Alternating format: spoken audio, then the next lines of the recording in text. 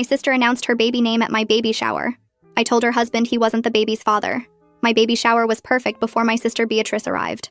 I was sitting in a big white chair decorated with ribbons, and I was 20 minutes into opening gifts when the back gate swung open and Beatrice walked in like she was arriving at her own photo shoot.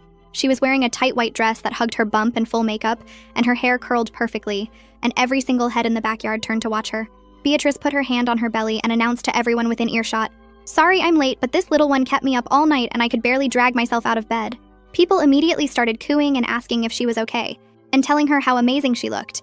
And I sat there in my ribbon-covered chair, holding a half-unwrapped package of baby blankets, watching my guests swarm my sister. My best friend Corey caught my eye from across the yard, and I could see the irritation on her face. She clapped her hands twice and said, "Okay, everyone, let's get back to the gifts, because Jody still has a huge pile to get through."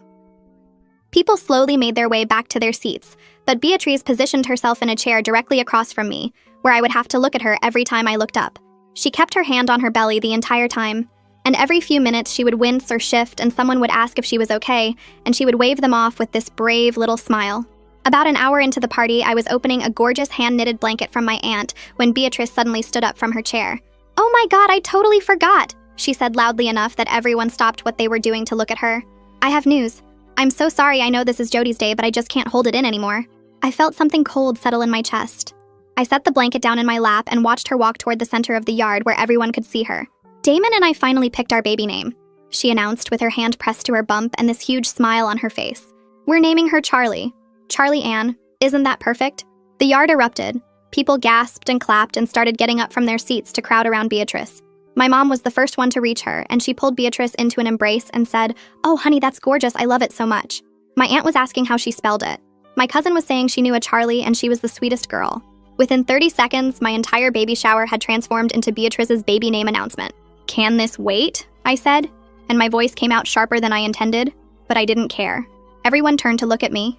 I was still sitting in my ribbon chair with the half-opened blanket in my lap, feeling like an idiot. "This is my shower, Beatrice. Can you announce your baby name literally any other day?" The yard went quiet. I saw my mom's expression shift from joy to disapproval in half a second. Beatrice's face crumpled and her hand flew to her chest like I had just slapped her. "Oh my God, Jody, I'm so sorry," she said, and her voice was already getting wobbly. "I didn't mean to upset you. I was just so excited. I thought you would want to know. I thought we could share this moment together since we're both pregnant." "It's my baby shower," I said. "The whole day is supposed to be about my baby. My first baby. This is my first time experiencing any of this, and you just made it about you." "Jody," my mom said firmly, and I could hear the warning in her voice. "She didn't mean any harm. She's just excited. There's no need to make a scene." "I'm making a scene," I said, and I could feel my face getting hot. She just announced her baby name in the middle of my party, and I'm the one making a scene? "Sweetheart," my aunt said gently, like she was talking to a child throwing a tantrum. "It's not a competition. You're both having babies. This is happy news for the whole family."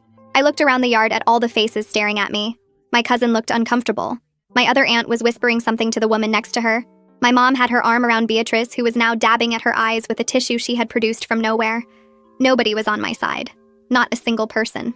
Corey was standing by the dessert table and she gave me a small nod like she understood, but she didn't say anything either.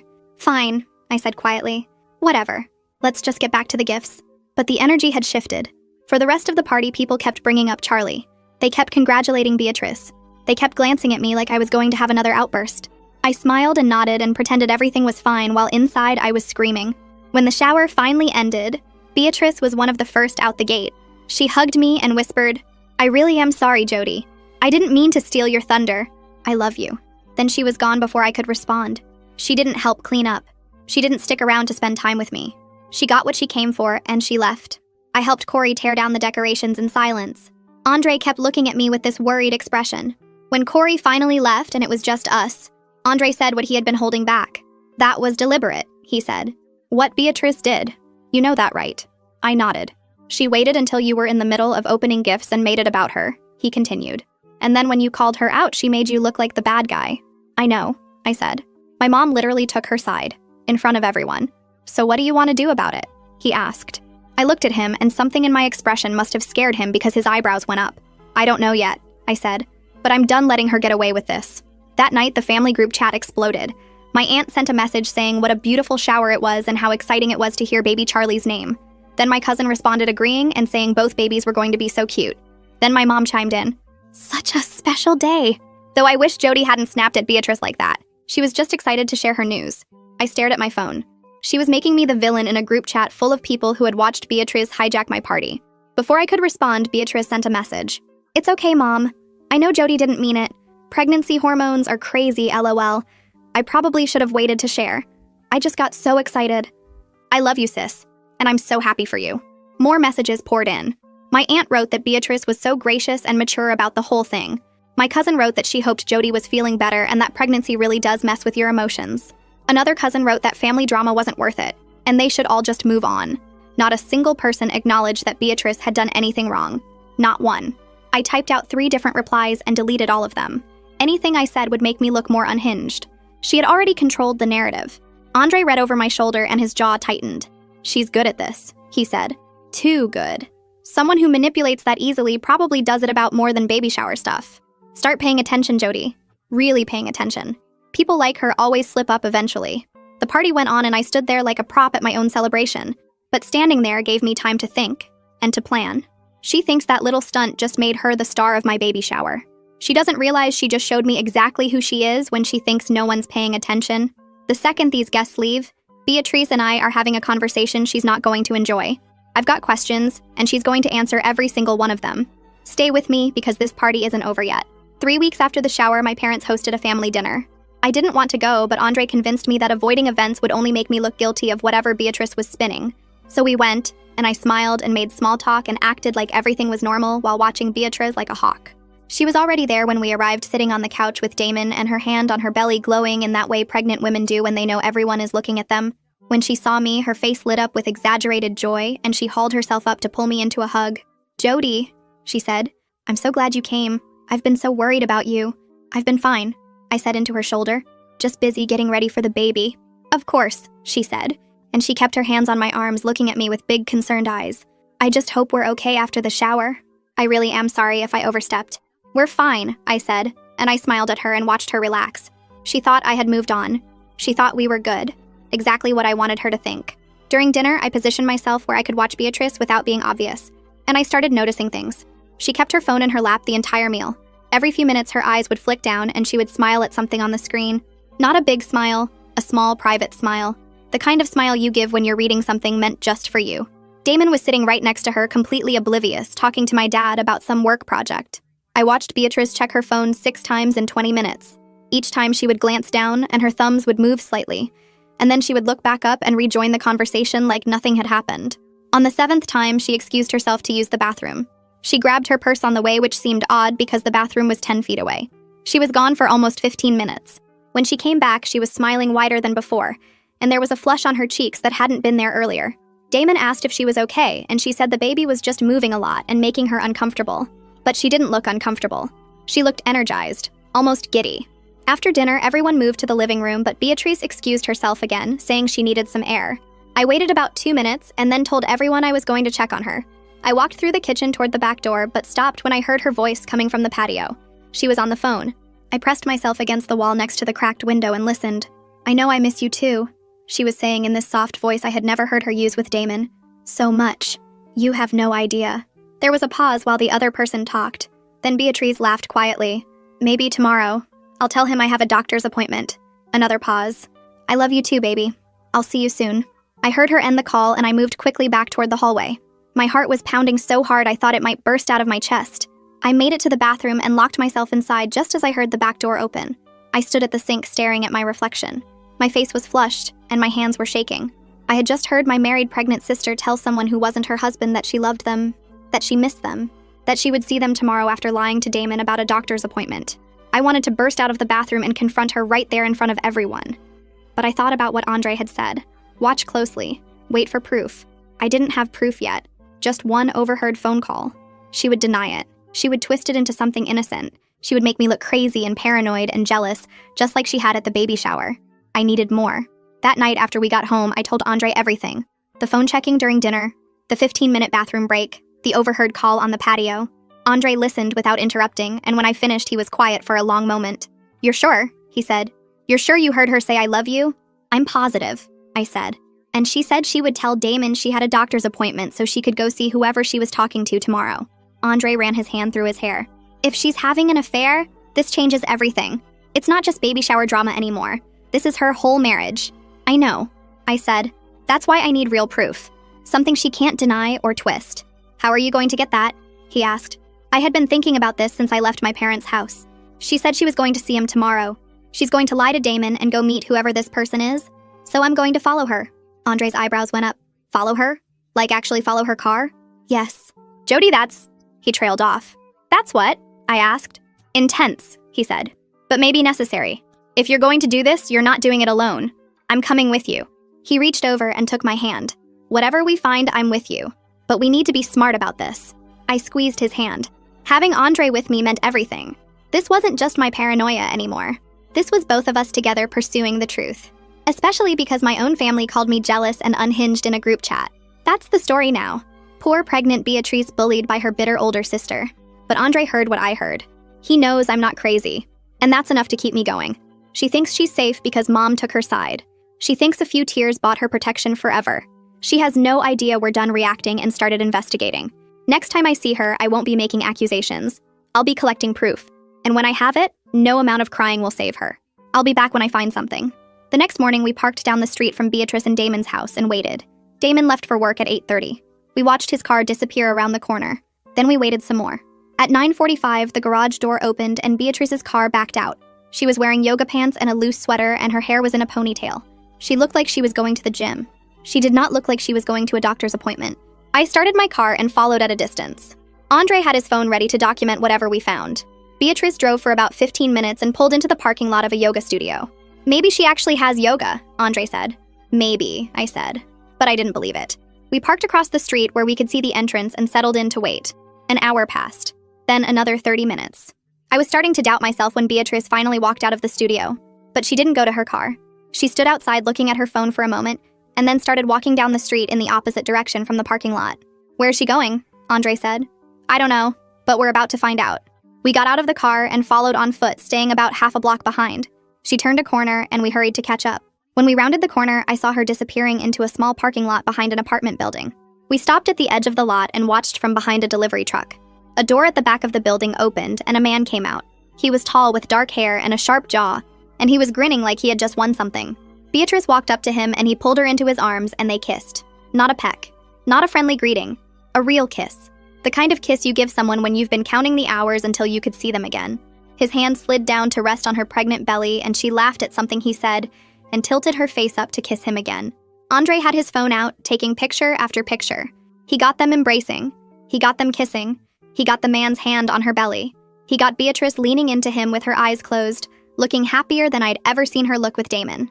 After a few minutes, they turned and walked into the building together. The door closed behind them, and they were gone. We stood there staring at the door.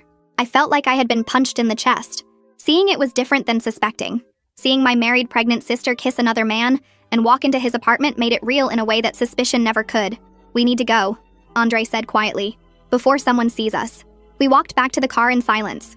When we got in, Andre handed me his phone and I scrolled through the photos. Dozens of them. Clear, high-quality images of Beatrice and this man. In some of them, you could see her wedding ring. In some of them, you could see her pregnant belly pressed against his chest. This is it, I said. This is proof. Yeah, Andre said. His voice was heavy. This is definitely proof. We sat there for a while, not saying anything. Then Andre spoke up. You remember last summer when Damon went to Seattle for that big project? The Henderson account? I nodded. Damon had been gone for almost 3 weeks. Beatrice had complained about it constantly. She had posted sad selfies about missing her husband. She had shown up at my house twice because she was so lonely. I've been thinking about the timeline, Andre said. Beatrice announced her pregnancy in October. She said she was 8 weeks along. If that's true, then conception would have been sometime in late August. My heart started beating faster. Damon was in Seattle in late August, I said slowly. He left around the 20th and didn't come back until almost mid-September, Andre said. I remember because we were supposed to do that double date thing and he had to cancel. The math clicked into place. If Beatrice was 8 weeks pregnant in October, then she conceived in late August, when her husband was 3,000 miles away, when she was supposedly home alone missing him. The baby might not be his, I said. The words felt like lead in my mouth. It might not be Damon's baby. Andre nodded. That's what I've been thinking. The timeline doesn't add up unless she conceived right when he got back and was already further along than she thought. But doctors can tell exactly how far along you are from ultrasound measurements. If she said 8 weeks, she was 8 weeks. I looked at the photos on his phone. Beatrice smiling. Beatrice kissing. Beatrice walking into another man's apartment while her husband sat at work thinking about the nursery he had painted. I need to talk to her first, I said. I need to hear it from her before I decide what to do. And if she denies it, Andre asked. She can't deny the photos, but I want to know the full story. I want to know if she's going to tell Damon herself, or if I have to be the one to do it. Andre reached over and took my hand. Whatever you decide, I'm with you. But be careful. Beatrice is backed into a corner and cornered animals are dangerous. I know, I said. But she doesn't know I have these yet. Right now, I have all the power. I sat in my car staring at those photos until my screen went dark. I could send them to the family group chat right now and watch her world implode. But that's too easy. I want answers from her mouth first. She thinks she's untouchable. She thinks turning the family against me means I've got nothing left. She doesn't know I'm holding a bomb with her name on it. Tomorrow I'm showing up at her door. Just us. Beatrice tells me everything, or I tell Damon myself. This ends now. I spent 2 days trying to figure out how to confront Beatrice. I kept looking at the photos and rehearsing what I was going to say and imagining how she would react. On the third day I texted her. I'm coming over, we need to talk. She responded almost immediately. Is everything okay? I didn't answer. I just got in my car and drove. When I pulled up to Beatrice and Damon's house, his car wasn't in the driveway. He was at work. Perfect. I didn't want him there for this conversation. Not yet. I walked up to the front door and knocked. Beatrice opened it within seconds. She must have been watching for me. Her face was tight with worry, and she was wringing her hands. Jody, what's going on? She said. You're scaring me. Is something wrong with the baby? Is something wrong with you? Let me in, I said. We need to talk in private. She stepped aside and I walked past her into the house. The living room was immaculate. Baby things arranged on every surface. A beautiful bassinet in the corner. Photos of Beatrice and Damon covering every wall. I turned to face her. She had closed the door and was standing with her arms wrapped around her belly, looking at me with those big, innocent eyes. What's this about Jody? You're really freaking me out. I pulled out my phone and opened the photos. Then I held it up so she could see the screen. Who is this? I said. The change in Beatrice's face was instant. The color drained from her cheeks. Her eyes went wide and her mouth fell open, and I watched her whole body start to tremble. Where did you get that? She whispered. I followed you, I said. After your yoga class. I watched you meet him outside that apartment building. I watched you kiss him. I watched you go inside with him. I swiped to the next photo. I have dozens more. Do you want to see them all? She shook her head frantically. Her eyes were filling with tears. Jody, please delete those. You don't understand. Then help me understand, I said. Who is he? How long has this been going on? Does Damon know? No, she said quickly. No, Damon doesn't know. He can't know. Jody, please, you have to delete those pictures right now. I'm not deleting anything until you tell me the truth. Beatrice put her hands over her face and started crying, but something about it felt performative, like she was buying time, trying to figure out her next move. Those photos are fake, she said through her hands. You photoshopped them or something. I don't know who that man is. Beatrice, I watched you kiss him, I said. I watched you go into his apartment. I stood there for 2 hours waiting for you to come out. You're lying, she said, but her voice was weaker now. You've always been jealous of me. You've been looking for a way to destroy my marriage since the day I got engaged. I have dozens of photos, I said, with timestamps, with metadata. I can see his face clearly. I can see your wedding ring on your finger while you're kissing him. Do you want me to show Damon and let him decide if they're fake? Her crying got louder, more desperate. Okay, fine, she said. Fine, I know him. His name is Cole, but it's not what you think. He's just a friend. We met at a work event and we've been texting, but nothing has happened. That photo of us kissing was just a greeting. It's a European thing, it didn't mean anything. A European thing? I repeated. He had his hand on your pregnant belly. He was just feeling the baby kick, Beatrice said frantically. Lots of people do that. It's not weird. And going into his apartment for 2 hours? We were just talking. I needed someone to talk to. Damon has been working so much and I've been lonely, and Cole is a good listener. That's all it is, Jody, I swear.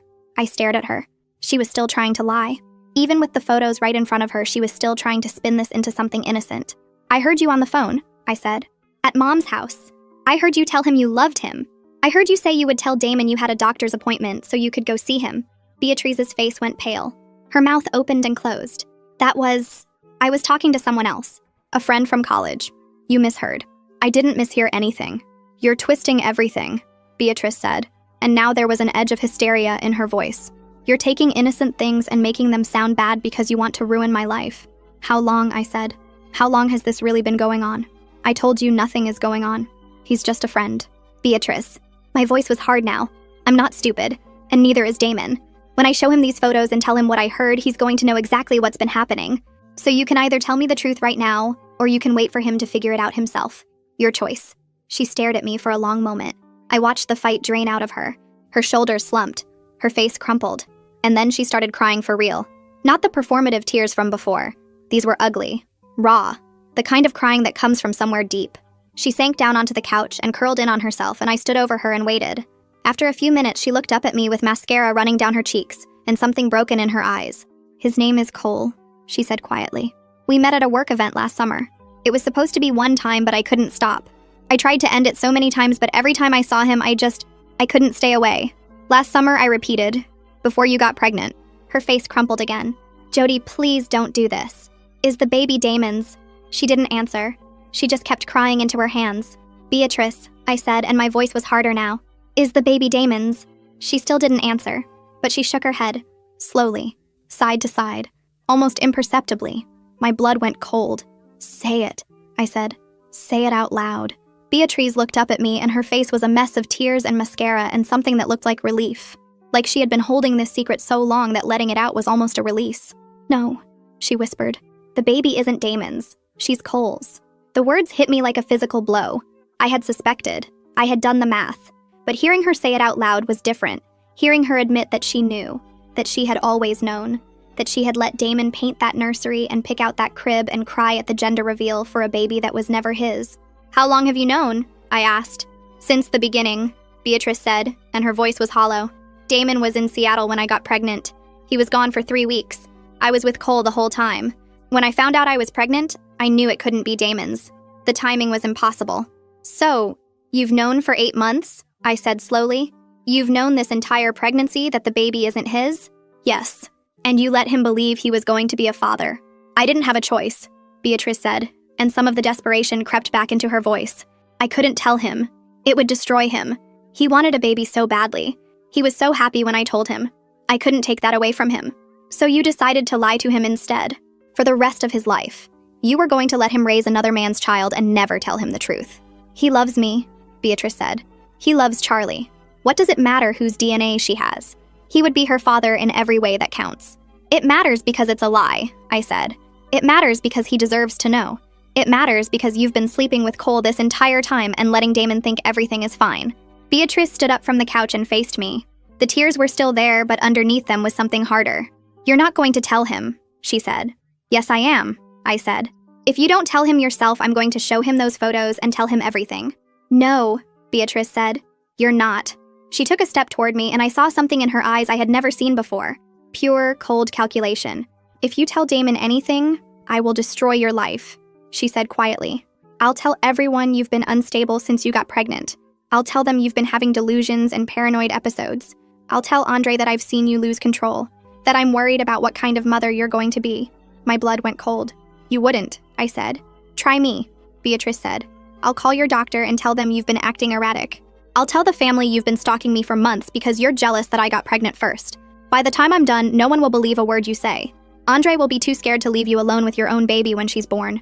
You'll lose everything, Jody. Your marriage, your reputation, your daughter, all because you couldn't mind your own business. We stood there staring at each other. She meant it. Every word. Delete the photos, Beatrice said. Forget this conversation ever happened, and we can go back to being sisters who tolerate each other at family events. Or keep them and watch me burn your whole world to the ground. She walked to the front door and opened it. Your choice, Jody. Choose carefully. I walked toward the door on legs that felt like they belonged to someone else. She had threatened my marriage, my reputation, my relationship with my unborn daughter. I stopped in the doorway and looked at her one more time. You can't keep this secret forever, I said. The truth always comes out. Maybe, Beatrice said. But by then, Charlie will be here and Damon will love her too much to care, and you'll have nothing but regret. She pushed the door closed behind me, and I heard the lock click. I got in my car and just sat there. My hands were shaking so badly I couldn't grip the steering wheel. She knew. She had known the whole time. 8 months of letting Damon believe he was going to be a father. 8 months of watching him read parenting books and assemble the crib and work overtime to save money for a baby that wasn't his. And she was going to let it continue forever. She was going to let him raise Cole's daughter and never tell him the truth. I thought about what she said, about how she would make everyone believe I was unstable, about how Andre would be too scared to trust me with our daughter, about how by the time she was done, no one would believe a word I said. She could do it too. She was that good at manipulating people. I had watched her do it at my baby shower. I had watched her do it in the family group chat. I had watched her turn our own mother against me with nothing but tears and a trembling voice. If I told Damon, she would retaliate. She would burn my life down and smile while she did it. But if I stayed quiet, she would get away with everything. She would raise Cole's baby with Damon's money and love and never tell him the truth. She would keep seeing Cole behind everyone's back. She would keep lying and manipulating and winning because nobody ever held her accountable. I sat in my car for almost an hour going back and forth. I thought about my own baby growing inside me and how much I already loved her. I thought about Andre and how solid our marriage was, and whether it could survive Beatrice's lies. I thought about Damon painting that nursery by himself because Beatrice said she was too tired. Damon crying at the gender reveal because he was so happy to be having a daughter. Damon working overtime to save money for a baby that would never share his blood. He was a good man, a kind man, and he was being lied to every single day by the woman he loved. I pulled out my phone and called Andre. "Can you meet me?" I said when he answered. "I need you. We need to go talk to Damon. Together." There was a pause on his end. "What happened?" he asked. "Beatrice threatened me," I said, and my voice cracked. "She threatened to destroy my life if I told him. But I can't stay quiet, Andre. I can't let her do this to him. It's worse than we thought. She knows the baby isn't his. She's known the whole time." Silence on his end. Then, "Where are you?" "Down the street from her house." "Stay there. I'm coming to you. We'll go to Damon together." 20 minutes later, Andre pulled up behind my car. He got out and came to my window, and when he saw my face, he opened my door and pulled me into his arms. "Tell me everything," he said. So I did. I told him about Beatrice admitting the affair, about her knowing from the beginning that the baby was Cole's, about the threats she had made, about how she said she would make everyone think I was crazy and unfit to be a mother. Andre's face got harder and harder as I talked. When I finished, he was practically vibrating with anger. "She's known the whole time," he said. 8 months. She's let him believe that baby was his for 8 months. "Yes," I said, "and she was going to let it continue forever." "Not anymore," Andre said.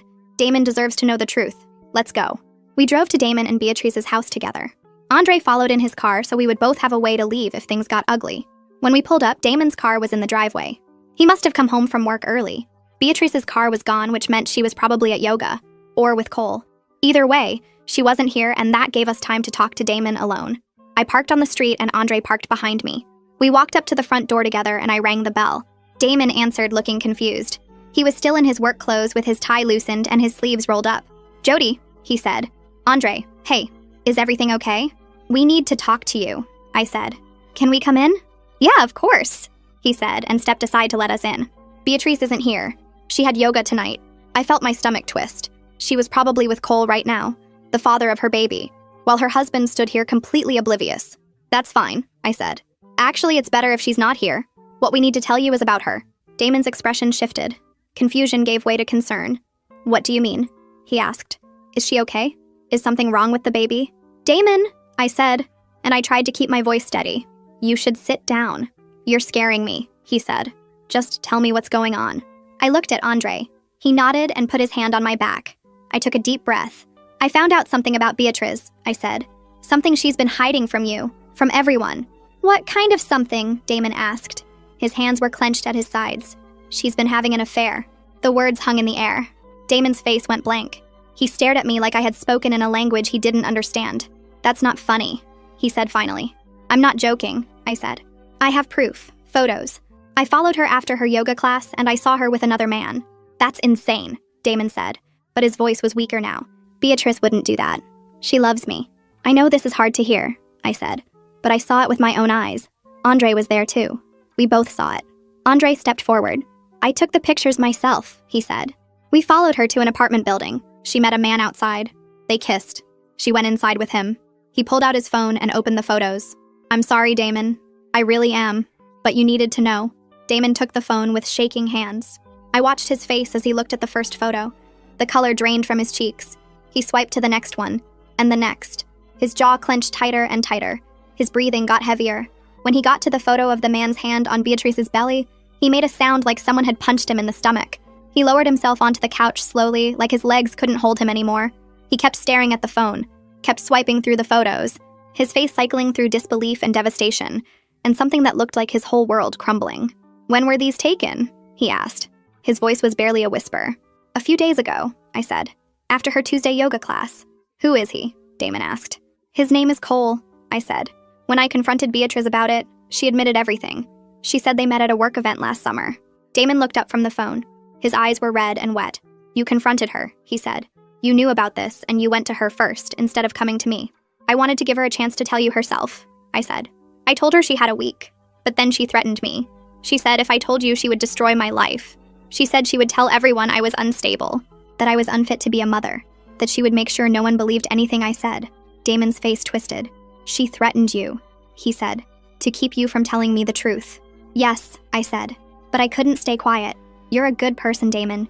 You didn't deserve to be lied to. Damon handed the phone back to Andre and put his face in his hands. He sat there for a long moment, not moving, not speaking, just breathing. When he finally looked up, his eyes were wet, but his voice was steady. Last summer, he said. This started last summer. I was in Seattle last summer, for 3 weeks. I know, I said quietly. I knew what was coming. I knew the question he was about to ask, and I knew I had to tell him the truth even though it was going to destroy him. Which means, Damon started. Then he stopped. I watched the realization creep across his face. The baby, he said. Charlie, if this started before she got pregnant, then... He couldn't finish the sentence. He just looked at me with desperate hope in his eyes. Hope that I was going to tell him he was wrong, that his daughter was still his daughter, that this nightmare had limits. I couldn't give him that. Damon, I said, and my voice was gentle. When I confronted Beatrice, I asked her if the baby was yours. He stared at me, waiting, hoping. She said no. The word landed like a bomb. Damon's face went completely white. His mouth opened, but no sound came out. She said she's known since the beginning, I continued because I knew I had to say all of it. She said you were in Seattle when she got pregnant. She said the timing made it impossible for Charlie to be yours. She's known for 8 months, Damon. The whole pregnancy. She's known the baby is Cole's and she never told you. Damon made a sound I will never forget as long as I live. It wasn't a scream. It wasn't a sob. It was something broken. Something that came from somewhere so deep inside him that I wasn't sure he even knew it was there. He stood up from the couch and staggered like he was drunk. He grabbed the mantle to steady himself, and his hand knocked into the row of photos displayed there. Him and Beatrice on their wedding day. The two of them at the gender reveal holding pink balloons. A sonogram picture in a frame that said, Daddy's girl. He picked up the sonogram and stared at it.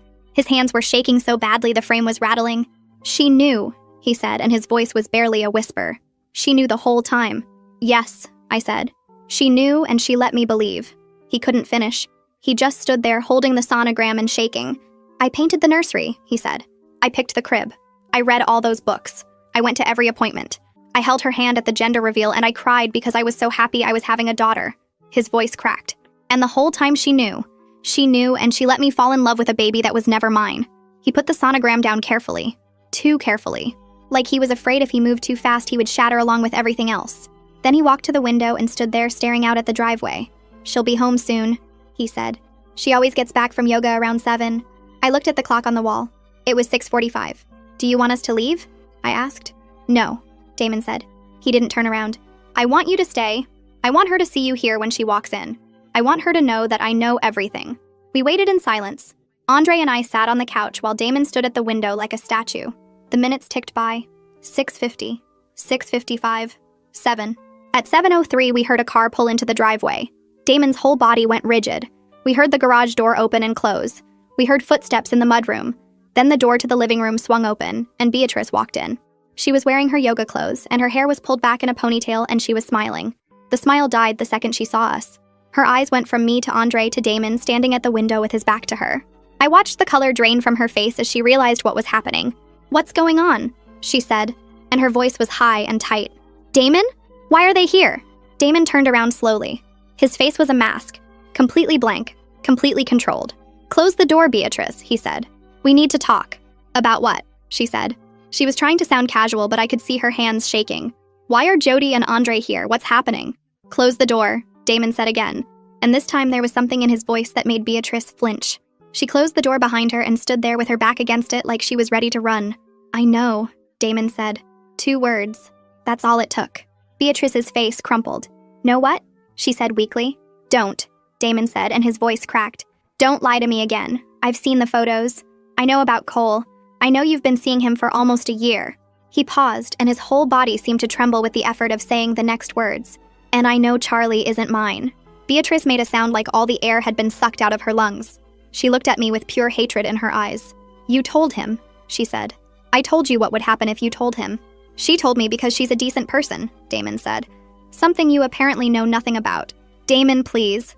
Beatrice said, and she started toward him with her hands outstretched. Please let me explain.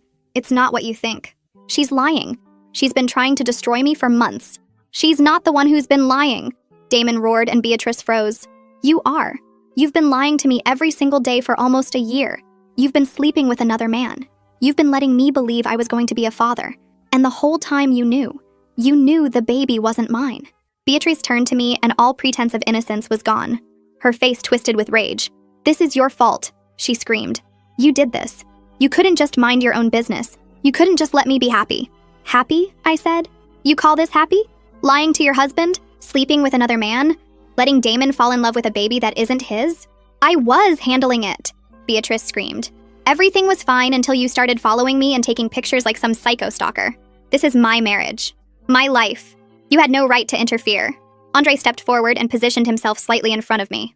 She had every right, he said, and his voice was ice cold. Damon deserved to know the truth.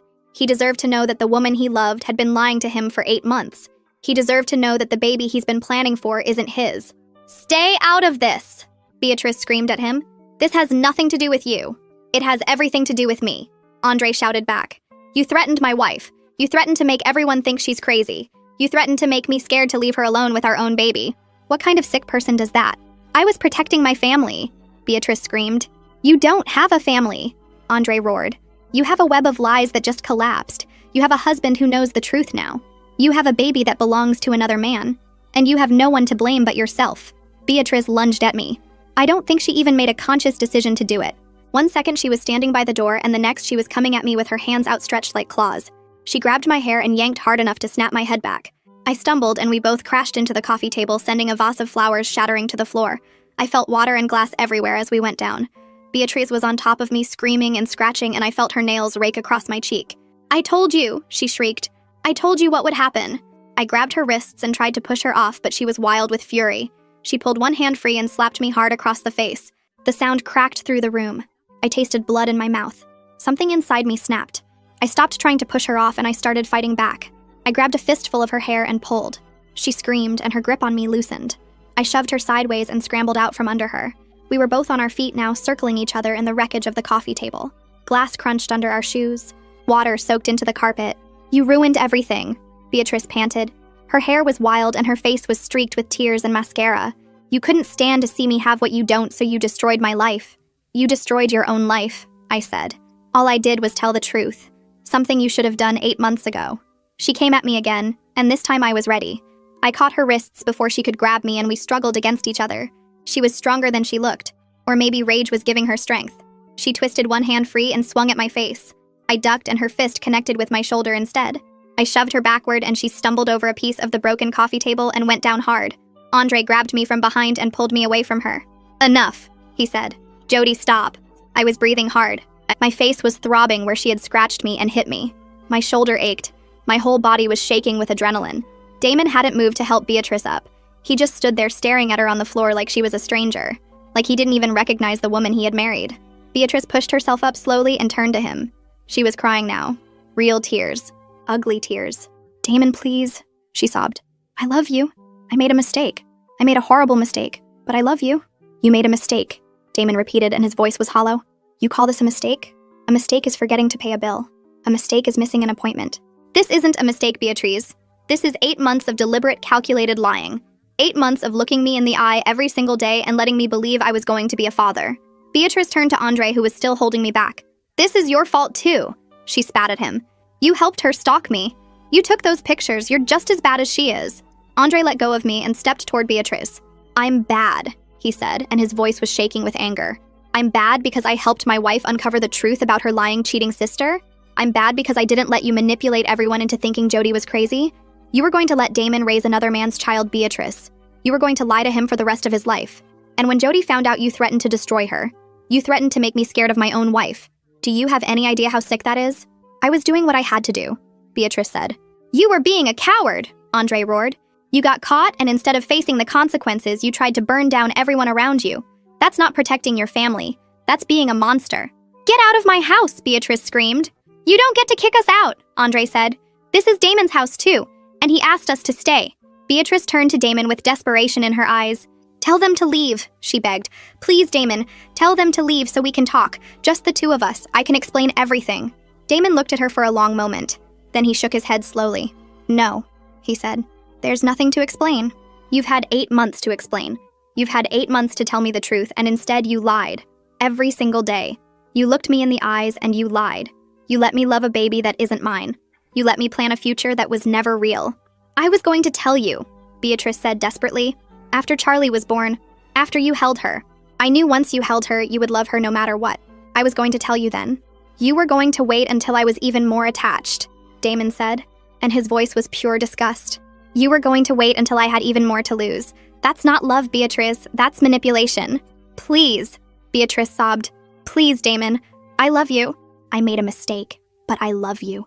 We can work through this. We can figure it out. There's nothing to figure out, Damon said. The baby isn't mine. You've been sleeping with another man for a year. You've been lying to me every single day. What is there to figure out? We can go to counseling, Beatrice said frantically. We can see a therapist. Couples work through things like this all the time. Couples work through affairs, Damon said. They don't work through 8 months of letting someone believe they're going to be a father when you know they're not. That's not an affair, Beatrice. That's a level of deception I can't even wrap my head around. He walked to the front door and opened it. Get out! What? Beatrice said. I want you out of this house. Tonight. I don't care where you go. To your mom's. To Cole's. I don't care. But you can't be here anymore. You can't kick me out, Beatrice said. I'm pregnant. You're pregnant with Cole's baby, Damon said. Maybe he should be the one dealing with this. Maybe he should be the one watching you cry and beg. I'm done, Beatrice. I'm done being lied to. I'm done being manipulated. I'm done being made a fool of in my own house. Damon, please. Beatrice reached for him one more time and he stepped back. Don't touch me, he said. Don't ever touch me again. I don't know who you are anymore. I don't think I ever did. He gestured toward the open door. Get out. Beatrice looked around the room. At me with blood on my cheek and water staining my clothes. At Andre standing between us like a guard. At Damon holding the door open with devastation written all over his face. At the destroyed coffee table and the shattered vase and the family photos still sitting on the mantel. Something in her seemed to collapse. Her shoulders dropped. Her face crumpled. She stopped fighting. Fine, she whispered. Fine, I'll go. She walked toward the door on shaky legs. When she reached Damon, she stopped and looked up at him. I did love you, she said quietly. Whatever you think of me now, I did love you. Damon didn't respond. He just stood there holding the door. Beatrice walked out into the night. A few seconds later, we heard her car start and pull out of the driveway. The headlights swept across the windows and then she was gone. I never sent that apology,